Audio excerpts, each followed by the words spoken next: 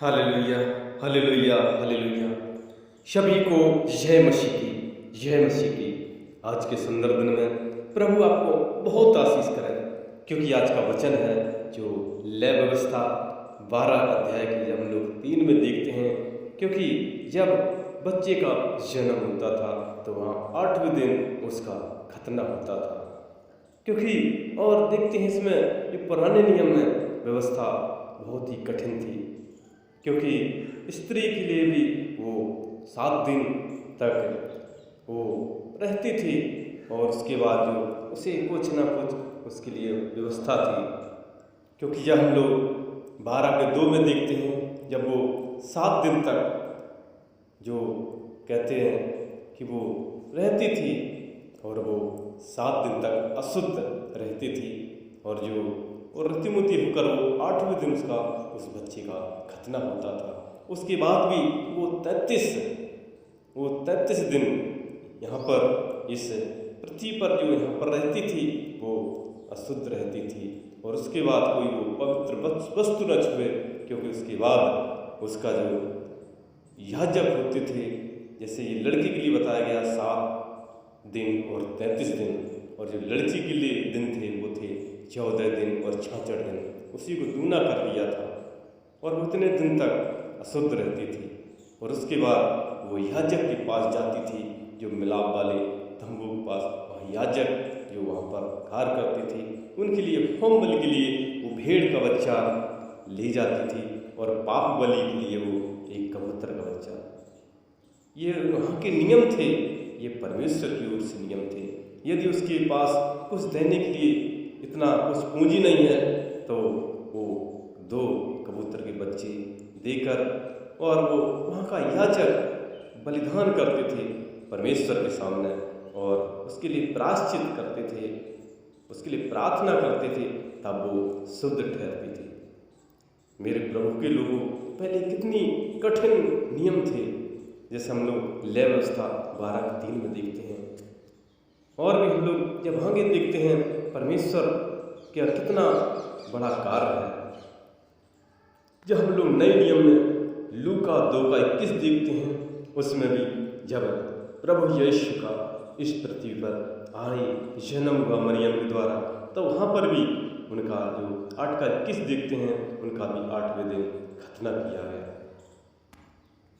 और ये बात जो उनका यीशु नाम रखा गया था, ये नामकरण रखा था, और जो स्वर्गदूत ने वहाँ बताया था कि उनका नाम यीशु रखा जाएगा।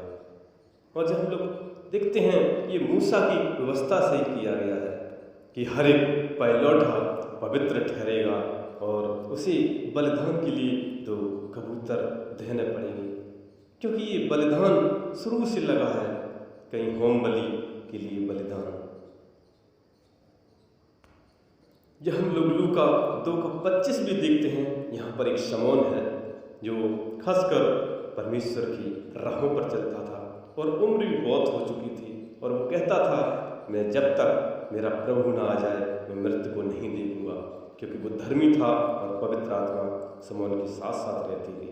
लेकिन जब यीशु मसीह को देखा तो उन्होंने मरियम को आशीर्वाद दिया कि यही बेटा आगे चलकर एक बहुत बड़ा कार्य करेगा। और उसने, शमौन ने यीशु को गोद में लिया और परमेश्वर का धन्यवाद। और जब उसने गोद में लिया तो उसने परमेश्वर से कहा, क्या मुझे शांति से विदा होने दे। यीशु मसीह से कहने लगा, अब मुझे शांति से विदा होने दे, क्योंकि मेरी आंखों ने उद्धार को देख लिया है, और तुम इस्राएल के लिए एक ज्योति होगा, और जो तुझ पर विश्वास करेंगे वो ज्योति पाएंगे। मेरे खुदा के लोगों, वो शमौन ने परमेश्वर को देखा और उद्धार पाया। जब हम लोग लूका 2:36 में देखते हैं, यहाँ पर भी फनूएल की बेटी जो आशेर की गोत्र थी, जो 12 गोत्र थे, याकूब के 12 बेटे थे, उसी में से एक ये आशेर के गोत्र की ये फनूएल जो थी, वो जो फनूएल की जो बेटी थी वो भविष्यवक्ता थी, और उसकी जब शादी हुई थी केवल 7 वर्ष वो अपने पति के साथ रही थी और उसका पति खत्म हो गया था और वो 84 वर्ष तक उस मंदिर में सेवा टहल करती थी। वो बूढ़ी हो गई थी और वो भी सोचती थी मेरा प्रभु आएगा और मैं तब महिमा करूँगी। और वहाँ पर वो दिन रात उपवास प्रार्थना उस यरूशलेम के मंदिर में किया करती थी। और जब उसने प्रभु को देखा, यीशु को देखा, तो उसने कहा था कि यही एक जो उद्धार करता है। और वो वहाँ पर आकर प्रभु का धन्यवाद करने लगी। जो वहाँ पर यरूशलेम के, उस इजराइल के छुटकारे का जो वहाँ पर वो सोच रहे थे और वो उस बालक के विषय में बात करने लगी कि यीशु मसीह यही एक मालिक उद्धार करता है, यही लोगों को ज्योति और प्रकाश देगा। और हम लोग जब यशायाह में भी हम लोग देखते हैं 42:16 में, जो यशायाह परमेश्वर का बड़ा नबी, और वो कहता है परमेश्वर का वचन कि वो कहते हैं परमेश्वर कि मैं अंधों को आंखें दूंगा, अंधियारे को मैं वो चलाकर वो ज्योति में बदल देगा और टेढ़े मार्ग को मैं सीधा कर दूंगा। और वो कहता है मैं अपने लोगों को नहीं त्यागूंगा। जैसे लूका में भी देखते हैं परमेश्वर का वचन पवित्र है और वो कहता है, जैसे शमौन भी कहता है कि ज्योति देगा। और वो जो हनूएल की बेटी भविष्यवक्तन थी, वो 84 वर्ष की थी, वो भी कहती थी यही एक उद्धार का कारण है, यही एक उद्धार का देने का जो बेटा एक उसने देखा था यीशु मसीह को और कहा था यही एक उद्धार करता है, यही छुटकारा दे सकता है। हम लोग इस पृथ्वी पर हैं, हम लोग नहीं समझ पा रहे हैं कि हम क्या करें, लेकिन मेरे प्रभु के लोगों, प्रभु यीशु मसीह इस संसार में इसीलिए आए थे कि हर एक गुनाहों को क्षमा करें, हर एक गुनहगारों को उस अंधकार से ज्योति में लाएं।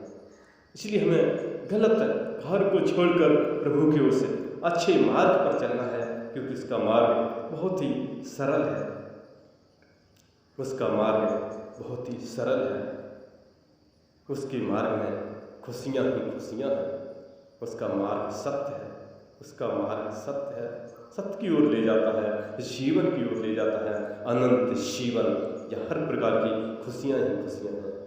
क्योंकि यीशु मसीह ने भी 2000 साल पहले इस पृथ्वी पर बड़े बड़े कार्य किए, हर एक दुखों को उसने सुख में बदल दिया था। आज भी वो स्वर्ग से देखता रहता है कि कब बच्चे मेरी प्रार्थना आराधना करते हैं। जैसे वो भविष्यवक्तन थी, वो भी उपवास और प्रार्थना करती थी। जब उसने यीशु को देखा और उसने कहा था यही एक उद्धार देने वाला है जिसकी तुम बाहर जो रहे हो वहाँ के लोग। इसलिए हम सब उसकी महिमा करें, आराधना करें, प्रार्थना करें, जय जयकार करें, क्योंकि वही एक जय जयकार के योग है। जमी और आसमान में कोई दूजा नाम नहीं दिया गया है। जैसे पौलुस प्रेरित 4:12 में कहता है कि स्वर्ग के नीचे और पृथ्वी पर और किसी दूसरे का नाम नहीं है जो उद्धार दे सके, सिर्फ यीशु का नाम जीवित और शक्तिशाली है, क्योंकि उसने तीसरे दिन मुर्दों में जीवित होकर और स्वर्ग पर आज भी वो देखता रहता है। इसलिए हम उसकी आराधना करें, प्रार्थना करें, 6 दिन काम करें, एक दिन उसकी संगत में जाएं, उसकी प्रार्थना में जाएं, उसके भवन में जाएं, आराधना करें। यही सबसे बड़ी चीज़ है, सबसे बड़ा यही एक परमेश्वर का उद्देश्य है कि हम उसके ज्योति में जाएं। क्योंकि इस पृथ्वी पर जिंदगी तो बहुत थोड़े दिन की है, लेकिन जो अनंत जीवन है, जो परमेश्वर ने स्वर्ग में हम सबके लिए अपना जो इस पृथ्वी पर लेकर जो उन्होंने अपना जीवन अर्पण किया था, और हम लोग सबके लिए स्वर्ग पर वो घर बनाने गए हैं। इसलिए हमें उसका धन्यवाद करना है, क्योंकि हम लोग आत्मा अजर हमारे एक दिन वहाँ जाएगी और उसी का वो न्याय करेंगे। शरीर तो यहाँ पर फूंक दिया जाएगा, मिट्टी में मिल जाएगा, लेकिन मेरे प्रभु के लोगों आत्मा अजर और अमर है। इसलिए हमें परमेश्वर का धन्यवाद करना है, जय जयकार करना है, उसकी महिमा करें, आराधना करें, क्योंकि वो आराधना को सुनता है।